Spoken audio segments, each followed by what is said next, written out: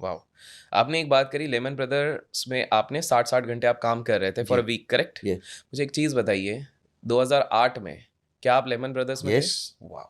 तो मुझे ना आप थोड़ा उस एक्सपीरियंस के थ्रू रन कीजिए बिकॉज़ हमारे इधर specifically stock market and finance में बात बड़ी की जाती है कि 2008 में एक बहुत बड़ा क्राइसिस आया जिसके चक्कर में मेल्टडाउन आया, ग्लोबल मेल्टडाउन आया एंड इसके तो पिवटल में सबसे आगे लेमन ब्रदर्स था। तो थोड़ा-सा बताइए क्या एक्सपीरियंस था? कुछ ऐसी चीज़ बताइए जो शायद लोगों को जानने में क्यूरियोसिटी हो कि दिस बिल्कुल, was exactly what was the ground reality हम जानना बिल्कुल, चाहेंगे। मैं वहाँ पे था। मैं I was there on day 0 और मैं अपने आप को लकी मानता हूँ कि आई वाज़ देयर। 3 चीज़, एक लीमन ब्रदर्स हुआ क्यों? वो क्विकली समझ देते हैं। लालच। There is a phenomena called as pig और ये PIG मैं आपको समझाता हूँ।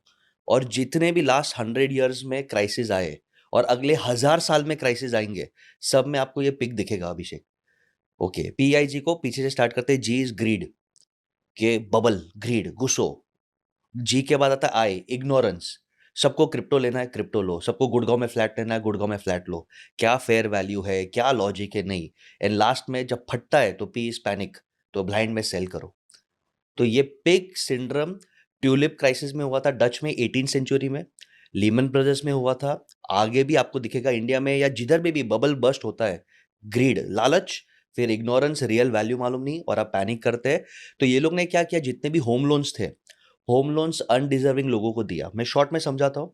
और वो मैनिपुलेट करके होम लोन्स दिया और एक ही फिलॉसफी था, जैसे हम इंडिया में बोलते हैं ना, भाई प्रॉपर्टी का भाव गिरने वाला नहीं है। आप ले लो लोन्स, आप ले लो लोन्स, ले लो लोन्स।